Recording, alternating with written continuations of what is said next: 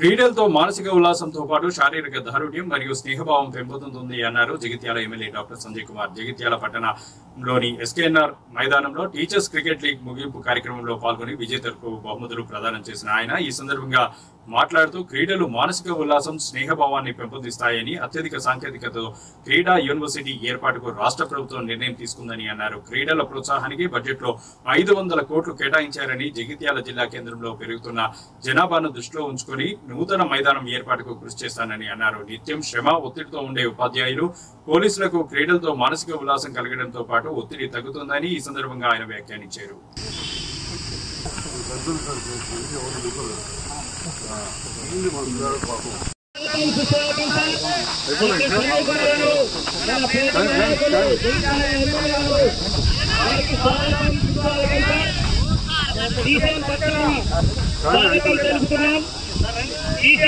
Teacher cricket league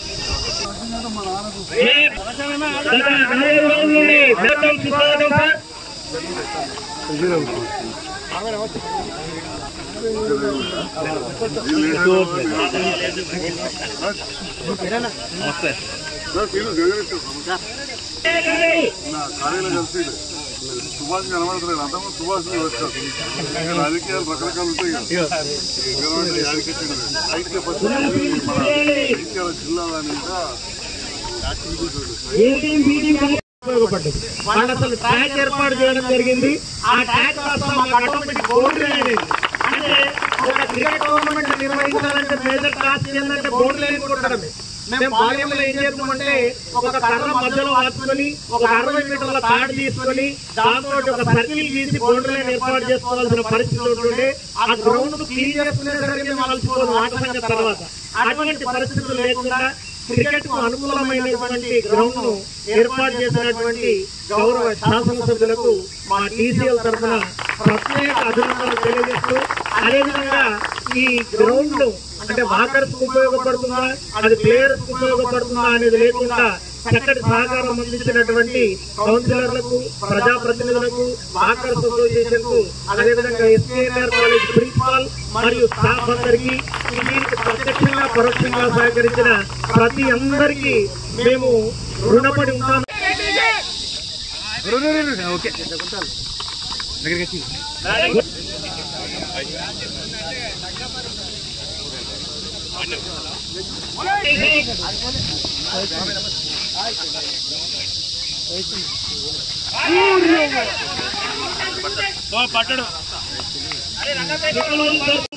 అందరూ కూర్చోండి, ఉపాధ్యాయులారా కూర్చోండి.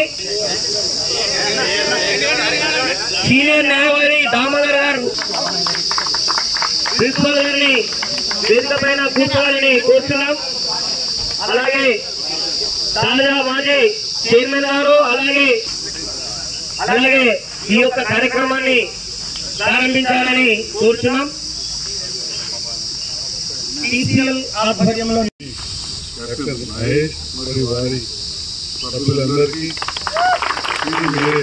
రఘుపతి డాక్టర్ గారికి, వారి సభ్యులకు